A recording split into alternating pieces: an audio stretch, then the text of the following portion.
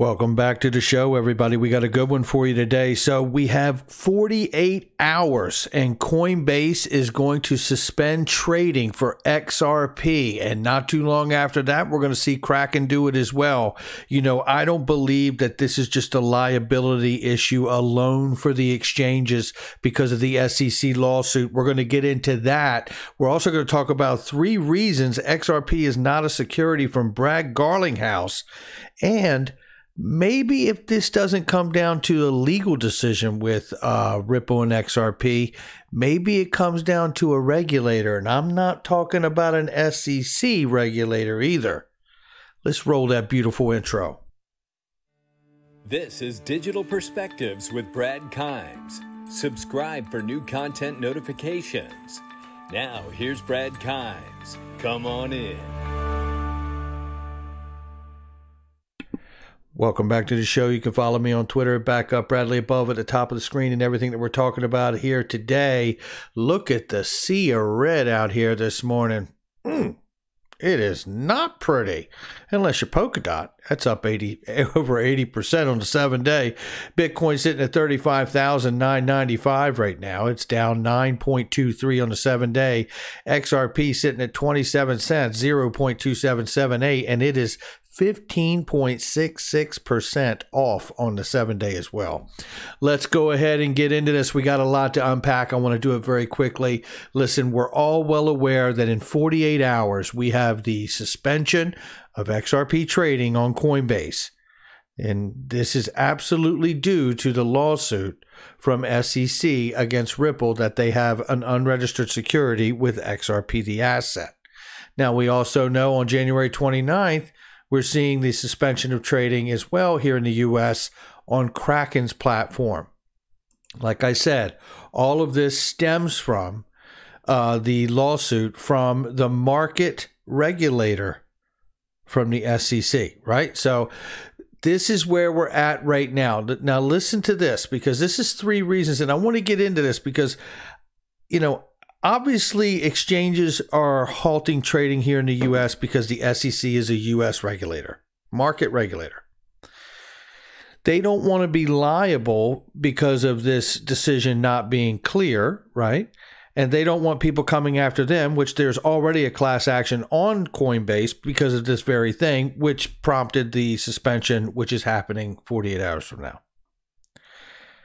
But there's also another thing we have to entertain here outside of the liability issue, which is very real. I think we also have to entertain the notion that as real as that is to cover their butt on that liability issue, which is very real, I said, it's very real. It also happens to show me that they're shutting the door on U.S. retail investors. You can't ignore it. That's what's happening. Now, I'm not saying that retail investors are out forever, but it does open the door to some other conversations about the potential outcome of a different scenario than just a currency designation.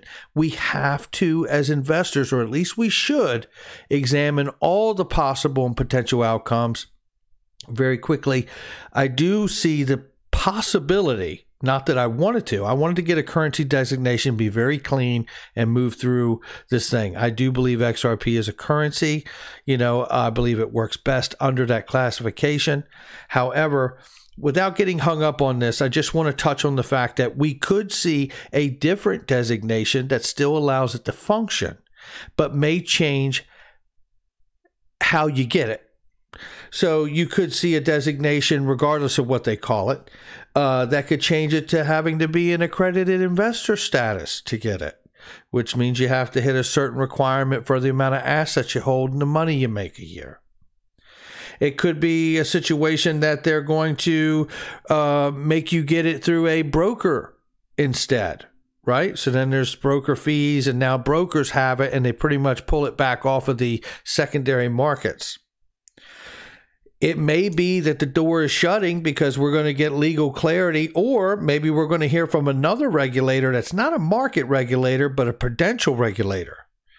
And maybe they're going to give it a designation that clears it up for everybody, regardless of a legal decision.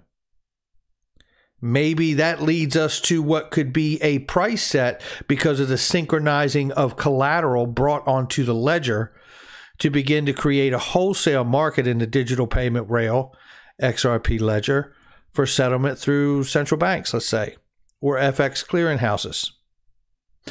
Let's listen to these three comments real quickly here from Brad Garlinghouse about why he believes XRP is not a security. Listen to this.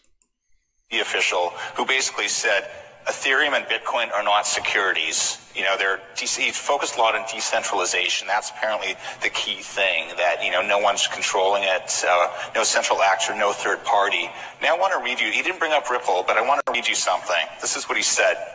There will continue to be systems that rely on central actors whose efforts are a key to the success of the enterprise. Doesn't that sound a lot like Ripple and XRP? I think it sounds a lot like the ICO market. I think, you know, these ICOs are issuing tokens. They haven't even released any code. There's no working code, and, you know, there's no open source community developing that code. And so they're releasing tokens, and those are effectively what I think the SEC is saying. They've really said for a year now. They're just getting a little more aggressive about it.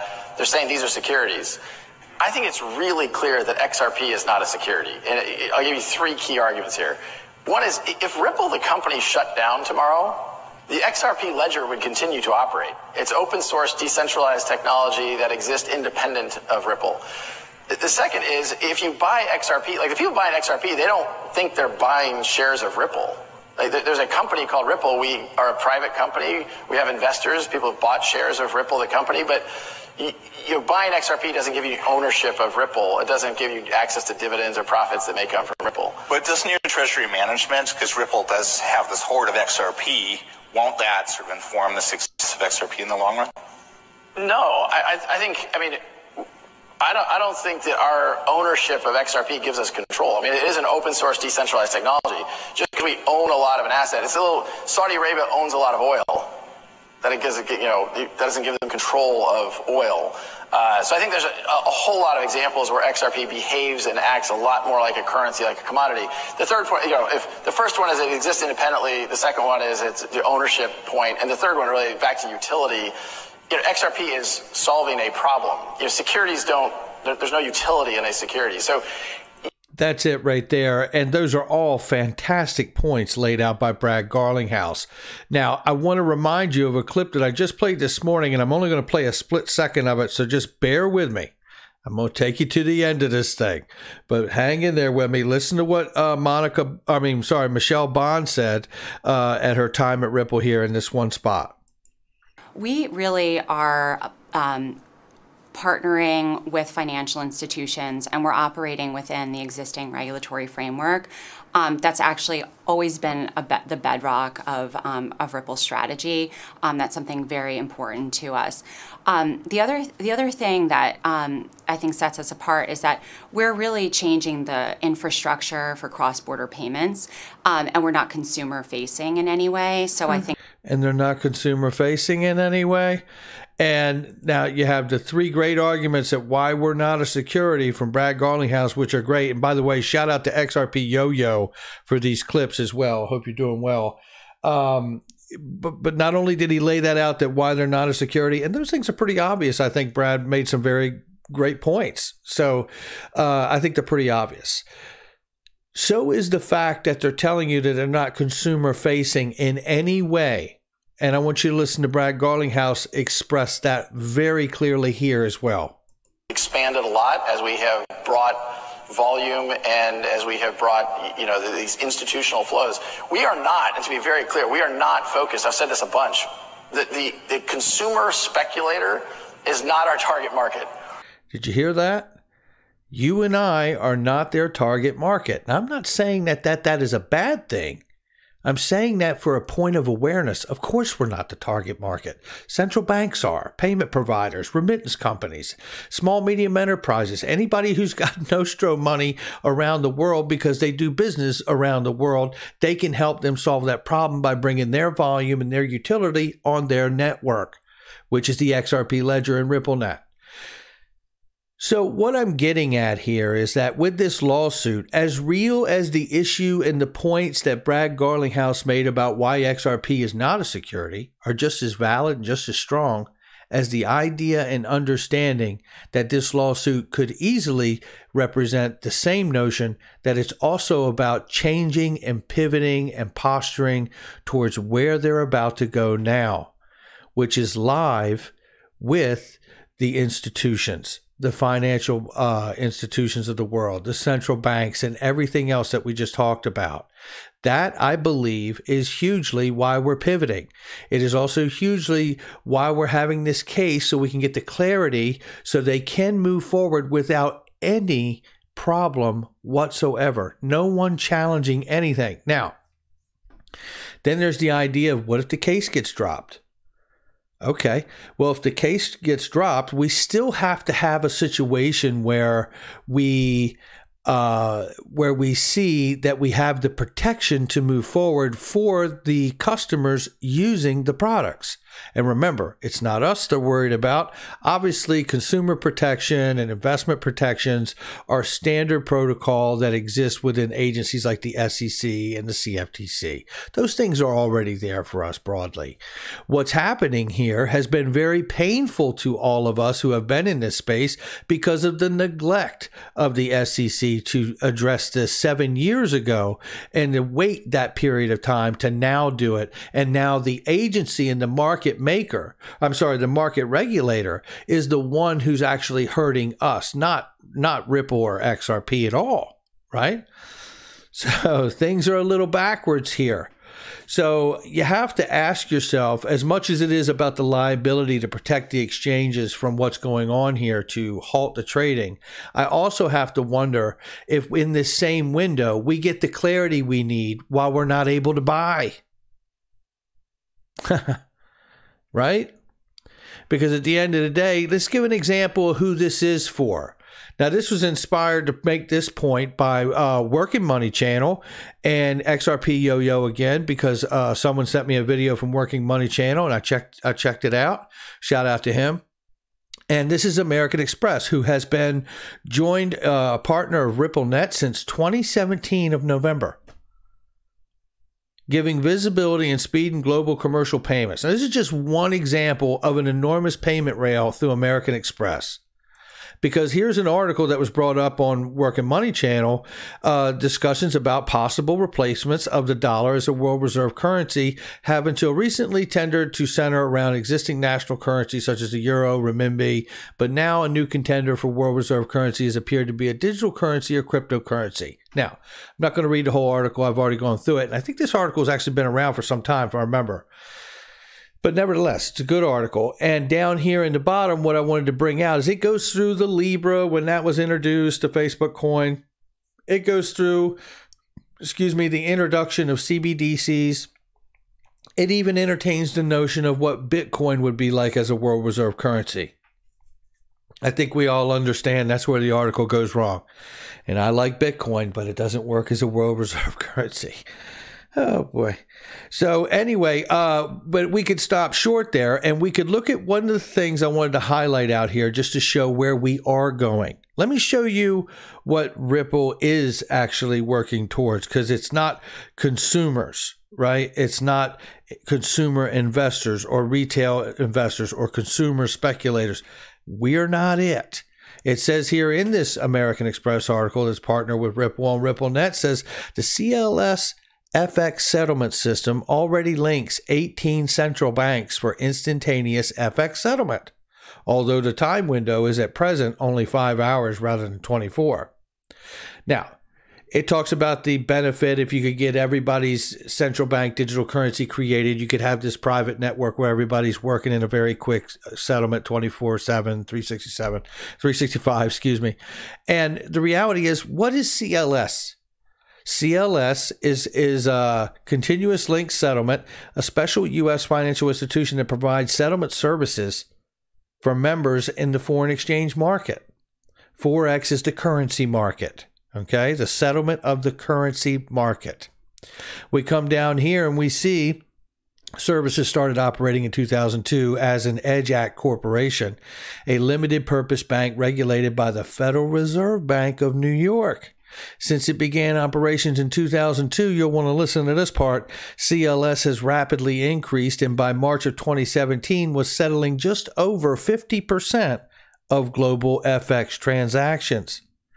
As a result, the Financial Stability Oversight Council, known as FSOC, officially designated CLS systemically important financial market utility in July of 2012. Well, that's what I've been running up everyone's flagpole about the idea that the ledger may become so systemically important that it gets a SIFMU designation as well. And here is CLS Bank listed on the U.S. Treasury FSOC page that it is, in fact, systemically important. What's interesting about that is that SWIFT and CLS are hugely connected because CLS Bank is the world's leading provider for FX settlement services, and it settles an enormous amount. CLS settlement services an average of $5 trillion per day in 18 currencies for 70 settlement members, over 24,000 third-party customers. It's huge, right? So SWIFT obviously offers CLS and TPS copy services to CLS members, yada, yada, yada. They're all connected. It's all connected. And why is that important for us? Well, it's important for us because we know R3 is also connected as a settlement option through GPI with SWIFT. And we know that R3 also offers the core to settler, which is a payment settlement option that uses the digital asset XRP. I'll read right here quickly. IBM and Ripple, however, are not the only players in the blockchain payments world. Last year, R3 launched its new core to settler platform using Ripple's XRP. But here it comes.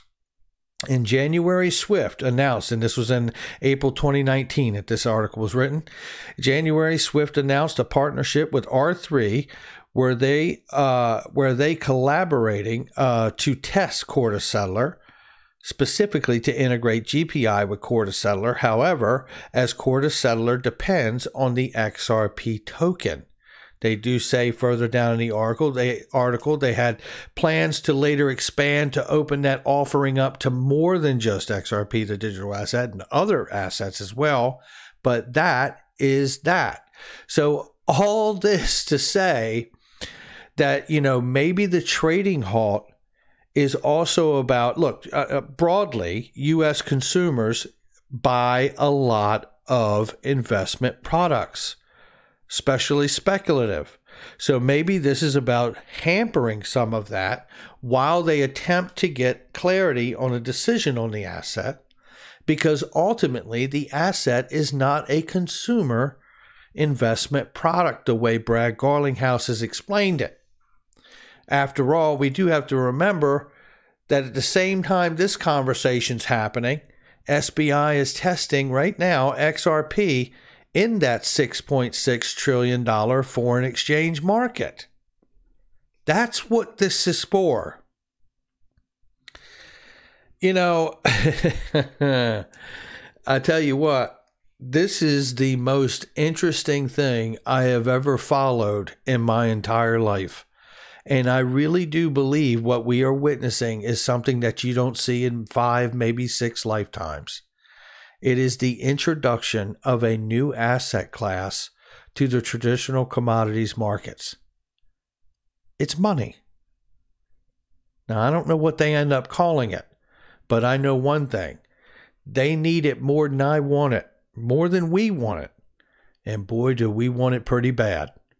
That's going to do it for me. Make sure you hit the like and subscribe, leave a comment below, share with somebody you know, and hit that notification bell so you don't miss a thing. Check out all the links in the description box and the comment section. Over 80% discount on pure VPNs right now. And check out iTrust Capital too, the best crypto, gold, silver IRAs on the planet. I'll catch you on the next one.